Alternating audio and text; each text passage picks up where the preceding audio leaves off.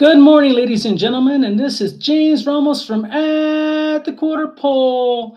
And these are my final picks for the 2024 Breeders' Cup. This will include Friday and Saturday.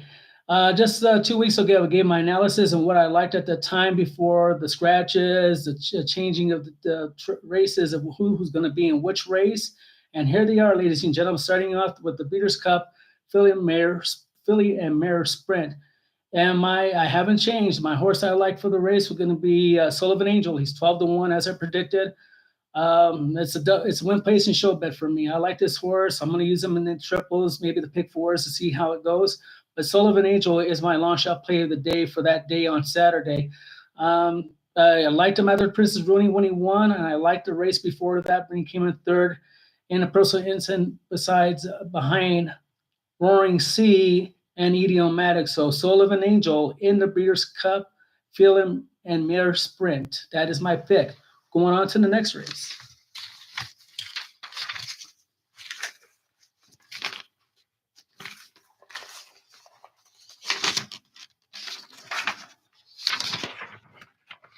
The next race will be the Breeders' Cup Turf Sprint. And boy, I have to audible. I didn't like Motorist's two posts. He's a closer. He's running at 5/8 of a distance. It's a short race. And what's going to happen with that two post that he got, he's going to get shuffled back on the inside from the outside speed darting in, and he's going to be way out of it early part of the race. I know that's how he normally runs, ladies and gentlemen, but this is a disadvantage because I was only hoping that he would only lose 2 or 3 lengths. I was hoping for a better position. Again, I was hoping that he would run on the outside, got an outside draw. He did not. He got the two slot. I don't like the two slot. I like the horse. I don't like the two slot. I think this is a detriment the way this horse runs, and I have to fade him out. The horse I unfortunately have to go, and I just hating Crow. I have to go to Cogburn. Why? Not because he's a chalk, ladies and gentlemen. He is a proven horse. He got a great post draw in the 8 slot. And this horse is going to be hard to beat. A lot of the handicappers out there in your media have already stated that they like Cogburn. It's going to be hard to beat this horse. And with that outstanding post at 8, I concur with that, unfortunately. I don't like his odds. I have to play him in the pick 4, maybe a triple, but I'm looking more of a pick 4 because he's going to be bet down, ladies and gentlemen. If I had to look at a long shot, maybe for second and third in trifecta or a place bet, I like Arzak. Arzak at 31 looks really good. I liked him off his last race, coming beaten off by 2 lengths, came in third at 4-1. He's a G2 normally horse. He won the Japier out in the East Coast, I believe it was at Saratoga, that he ran second. That was a good race. I'm sorry if I'm in and out of the picture. I'm looking at my notes. I'm really looking at the DRF. So I have it printed in a program style form. So I'm looking back. But Arzak is the number 3 horse. He is 30-1. I like that horse at 30-1 to get a piece of the pie. Is he good enough to beat Cogburn? Not too many horses today could beat Cogburn, but you never know. As I stated in my analysis, if he breaks slow, he gets boxed in, something weird happens, it's a wide open affair. So the long shot play would be Arzak at 30-1. Well, people would say that's kind of too high. Nothing's ever too high, especially in Breeders' Cup Day. Look at horse have won many races in Breeders' Cup Day, like Arkong 99-1, Order of Australia 16-1. There's always long shots in the Breeders' Cup. Just it happens that the favorite doesn't fire. Watch out. Arzak is my long shot play of the day. I'm using Cogburn in the pick 4. I'm not sure if I'm going to even use him in the pick 3 because I'm not getting a lot of value. So in the pick 4, I might get something that will pay halfway decent. So look at Cogburn to play in a pick 4. That is my pick for the Breeders' Cup Turf Sprint. On to the next race.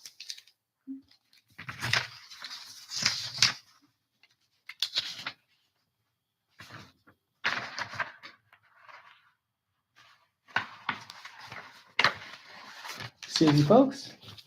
Well, it's going to be the Breeders' Cup Distaff. And a Colt did not make it in the field. That was my play for Chad Brown's horse. Roaring Sea King is going to be running in the race. And the thing that I can't stomach with Roaring Sea is now bet down to 7-2. I like him in the pick 4 now. I'll still use him pick 4. The win bet's totally out. And I'm going to use him, Roaring Sea. I should say her. I'm using her with the horse from Japan. Would be the Awesome Result. So Awesome Result is unbeaten. He's training well at Del Mar. and that'd be the two horse I'm going to play. I'm going to use Awesome Result a little bit heavier because of his running style might be better suited for Delmar than Raging Sea. I know people saying you're not putting Torpedo Anna in there. I'm trying to get some kind of value in here for the pick four. So yes, I still believe that that last race, the Cotillion, might have took someone out of him.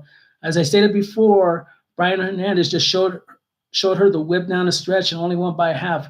People are saying that he preserved the horse a little bit. It could be. He looks like he's just tired. All the big up races he's ran against, I know he has a pace advantage being here from the United States, and he's looking really good on the track, ladies and gentlemen. But you ask me truthfully, I like the Japanese horse for a price. I'm liking Raging Sea. The problem with Raging Sea that he's going to be compromised with a lack of speed in this race. He's a good horse, but he'll be compromised. So those are the two horses I like. I'm throwing out Torpedo Anna. You heard it from me, ladies and gentlemen. It's bad enough I had to audible the Cogburn in the turf sprint because of Motorist's bad slot post. So I have to go to Raging Sea and Awesome Result for the upset. On to the next race.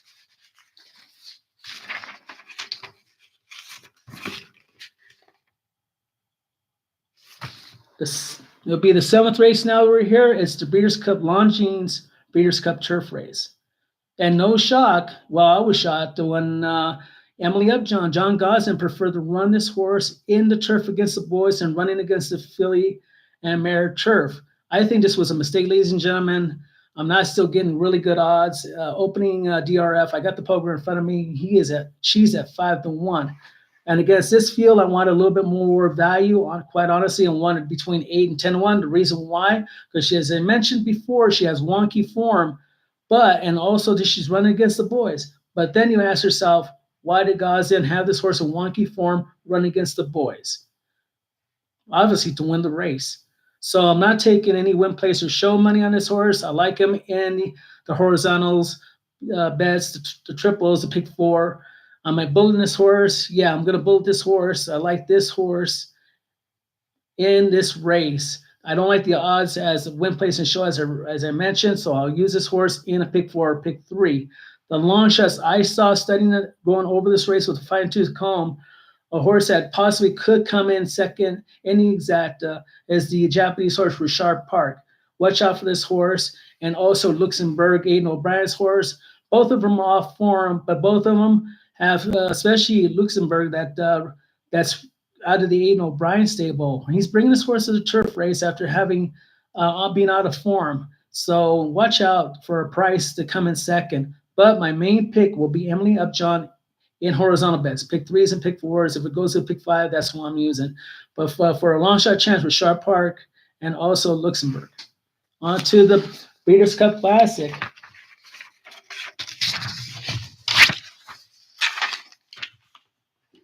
The Breeders' Cup Classic. And I haven't changed my mind. I like Forever Young. I'm still not using the City of Troy. He's going to have to beat me, especially going at 5-2.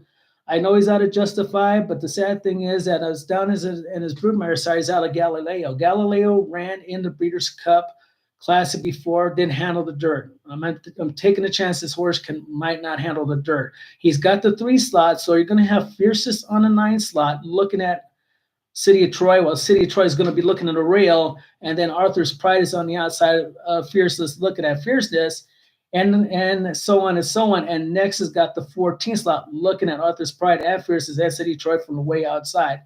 I think it's going to be a legit speed here. City of Troy might hold back and try to save the wood while let's Fierceness carrying on. Arthur's Pride has got one way to go, and that's right to the front end. If you look at his past performances, that race that he won, let me take a look at that race again, ladies and gentlemen.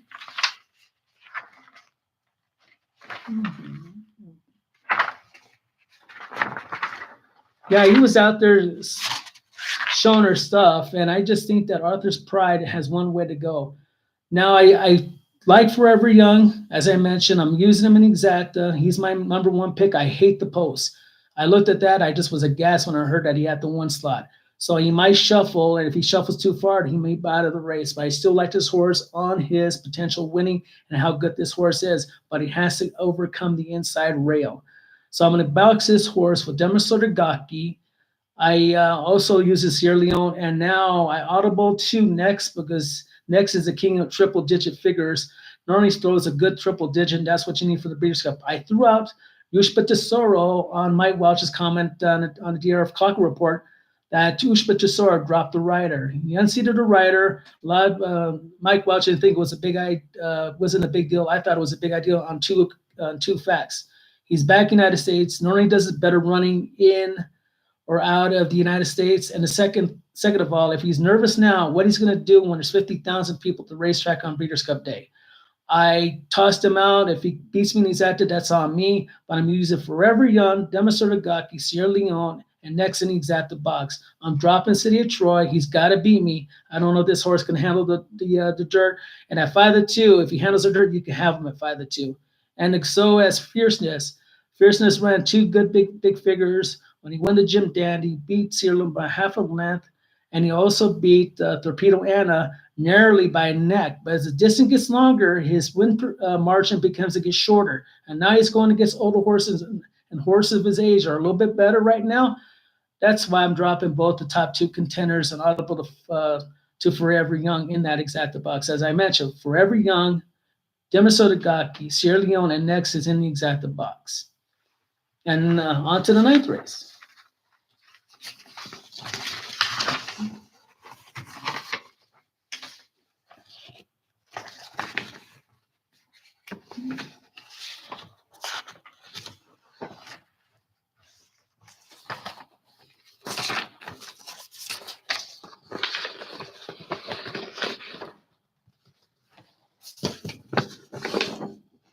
Well, let's go on to the 10th race. Sorry about that, folks. And this is going to be the Breeders' Cup Sprint. They scratched my horse out, didn't run. Would be Prince of Monaco was my primary bet. He's out. Don't like Nakatomi. Raging Torrent's a good horse. He's got the inside speed. He's going to be used hard with the outside speed, looking at him at the rail, and he's going to be used hard trying to get out and trying to fend off horse like Federal Judge and other speedballs. So I like the Japanese horse again. My main Metamax, Don Frankie, and also Remake. I think all three have a possible shot. They're all looking in good form. They're in positive form right now, and they just got a good shot. I couldn't decide which one I like to make a permanent decision. If I like one better than the other, I would have to use all three in a pick three.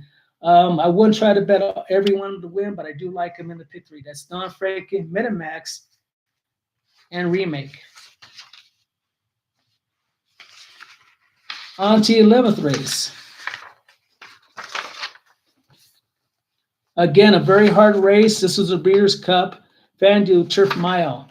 My first pick was Porta Fortuna. I dropped it for Porta Fortuna. I didn't like that the horse only runs soft ground in every race that he runs. I didn't know that until I got to the DRF. So I'm throwing him out, and the horse that I had to go with this, and again, I had to spread out because it was such a tough race. The Charles Appleby horse, Notable Speech, has a great shot. Also, More Than Looks at 20-1 with Jose Ortiz.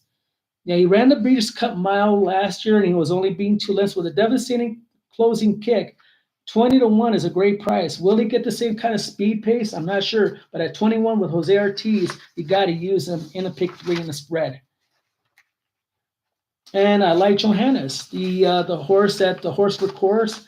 He's probably going to be tough to handle. He's got speed and natural speed. Is he faster than Carl Spacker? I don't think so, but I didn't like Carl Spacker's 12 post coming out a mile at Del Mar. That's almost like a 7/8 of a mile track, ladies and gentlemen, where he's going to have to shoot from the 12 post all the way trying to get to the inside as far as he can before losing ground on the turn or get blown out wide. A lot of the horses are going to have to use a lot of speed just to get into position to try to win. I think that's a detriment to Carl Spacker being on the 12 post. I can't use him, so that was my 3 pick. But the Notable Speech, More Than Looks, and Johannes were the 3 of the horse I have to use.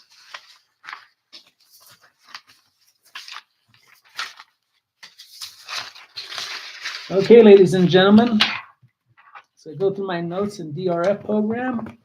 We're off to Friday's main event now, which will be the stars of tomorrow, be the 2-year-olds. Starting off with the Breeders' Cup Juvenile Turf Sprint, and I haven't budged. It was a Kuro Siege that I liked from the get-go. As I explained in my video 2 weeks ago, I don't know who he beat. Was it a good horse? Was it a bad horse or a different horse? I'm not sure, but he's 2 for 2. And the early DRF had this horse at 10-1. Now the program for the Breeders' Cup Juvenile Sprint has him at 7-2. 7-2. Why the bet down? Not sure. So it throws out my win place money on that horse. I have to use him. I'll use him as a first horse preference. That horse I like. The second horse that's got a shot to give that horse a run for his money, as I look into my notes again, would be the Aiden Bryce charge, the 12 horse Ideas of March.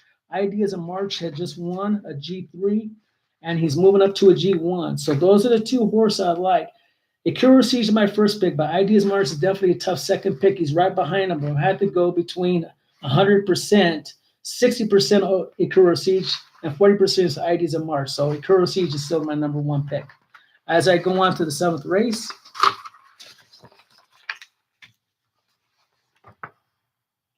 will be the Breeders' Cup Juno Filly. And this was a wide open event. I looked at the forum for about over a half an hour. I'm still looking over it again.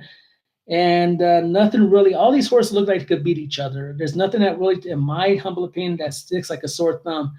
Now, if I had to go and look through the horse I like Vaca with a twist on the inside rail at 20-1. Why the positive rider change going from Mike Smith to Irad Ortiz? And he's riding for Phil D'Amato. Phil D'Amato doesn't use Irad Ortiz. And why is Irad Ortiz being used on his horse? I like it for a long shot play. I mean, people think I'm crazy, call me what it is. It's handicapping. I think this horse has an excellent shot. He shows a couple of seconds onto Sorrento Del Mar Oaks. You know he's going to handle the track. And with Irad Ortiz, he makes a lot of good jockeys look like second tier when this guy gets on a roll. I like him for a price. If I had to stick my head out and says I'm going to use this horse for a price, that'd be a great win place and across the board bet. I got the guts. I'll use them in the 3 or 4, but I'm going to spread it out a little bit. But that's my first pick right there. A horse that give him kind of pricks was my first analysis pick, Quick Kick. This horse looks like he's bred to go the distance. He likes to come off the clouds. I know he wasn't any match for he wasn't matched for the for Immersive in the last race, but I lost by length and 1/4. But you still got to use him at 10-1 with Dylan Davis, who was a really good rider, the son of Robbie Davis, who was a jockey that I admired for a very long time, and a great riding flying with Katie Davis and Jackie Davis. They're just all jockey colony. God bless them. I think they got a good shot to come in 3rd or 2nd innings at the box. A horse that also they have to be looking for would be American Bikini. Again, Japanese Congeniate is very strong this year.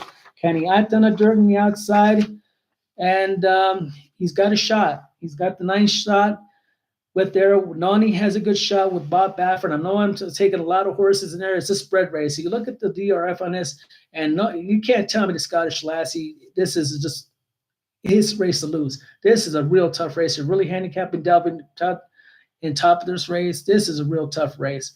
And if I had to stick my neck out, which I am, I like Vaca with a twist on the positive rider change.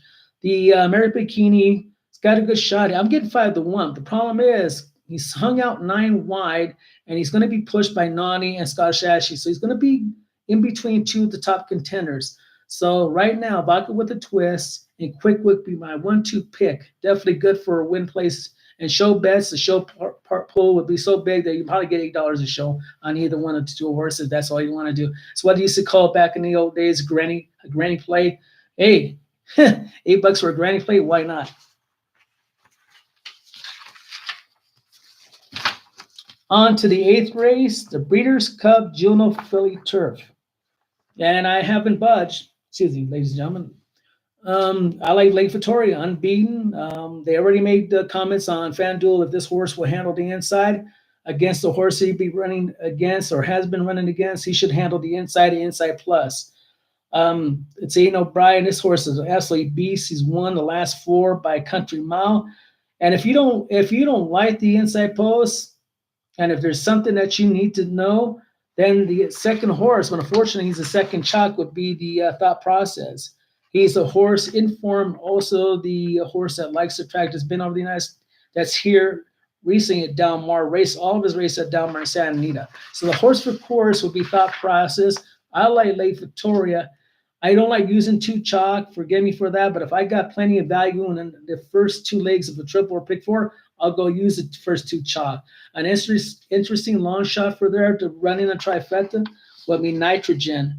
Mark Cassidy, again, positive rider change, goes from the rider before to Irad Ortiz at 15-1, came in third at 41-1 at the Natalia Stakes at Woodbine. The Woodbine course is a really tough course. I don't handicap Woodbine that much like other handicappers do. I'm not sure what if there is any bias of closing or speed toward that track at that time of year. You have to use them because of positive rider change. But it's going to be hard to be overhaul Lake Victoria or the horse for course be thought process. Now, if I want to hedge and make the bet smaller, then definitely Lake Victoria, as my analysis was, I got to take Lake Victoria. If I want to decrease my amount that I'm playing in this race or a pick four or whatever, just use it bullet him. But if you're worried about having good prices and think that you need to lock it up, then thought process makes a lot of sense. And that would be the Breeders' Cup Juvenile Turf. I think I got two more races, ladies and gentlemen. I thought I had one more, so my apologies. I'm going through a lot of information right now. Alrighty. The Del Mar Breeders' Cup Juvenile. And surprise, surprise, I'm going to let you know that I don't like East Avenue, I don't like Chancellor McPatrick, and I don't like Jonathan's Way. The horse I do like, again, positive rider change. Bob Baffert has a trio of horses, Getaway Car, Citizen Bull, and Gaming. And Irad falls on Gaming. Bob Baffert doesn't use Irad, and you got to just respect his last race at the Del Mar Futurity that he won. And he's, like I said, he stayed local. He's a California horse in California. And I like Gaming for the surprise. My second pick would still be Ferocious. He was my first pick until I saw the DR Racing Ford. Ferocious got a good second pick in there. But Gaming is my number one pick over Ferocious.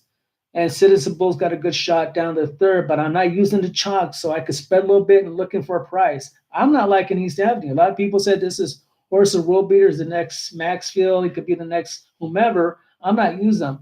He's got the inside post, which is still going to be good for him because he has speed. But I'm trying to beat him with some price. So why is Bob Baffert loaded again with three horses? And he's going to send every horse to try to challenge East Avenue. Chancellor McPatrick is a great closer, not unless all the speed falls flat and he's got it coming out of the clouds style. But the problem is you're playing one of the favorites coming from way out of it. So I'm going to skip on him. Jonathan's Way's got a ton of speed and potential. I know a lot of people like him. We have Joel Rosario on this horse, but I'm not taking him. So my pick again, Gaming and Ferocious are my pick for the Breeders' Cup Juvenile. And I owe you one more race back to Saturday. So my apologies, ladies and gentlemen. One race I owe you, and I need to do this, the Breeders' Cup Mile, and the horse I stayed with, the Domestic Product. Early DRF had that horse at 8-1, morning line 7-2. So all the wise guys picked them. Little Jimmy over here, wise guy, picked him. I knew what I say, ladies and gentlemen. I says, you're not going to get 8-1. You're going to get 3-1, and he might be less than that. He's got a ton of speed in front of him. The only thing that's going to beat him, if he doesn't like the track or he's just a one-turn closer, but Domestic Product was my prime pick. I'm using him just as a solo and my exotics. And I believe I covered every race in an incredible under a half an hour. So I'd like to say to you, ladies and gentlemen, out there in handicap land, thank you for listening to my report. Thank you for being subscribers and also watchers of my videos. I really appreciate that. I thank all of you and hope all you handicappers out there in handicap land have a profitable Friday and Saturday at Del Mar at the Breeders' Cup. And this is James Ramos from At the Quarter Pole, where winning and history run neck and neck. Have a good morning, folks.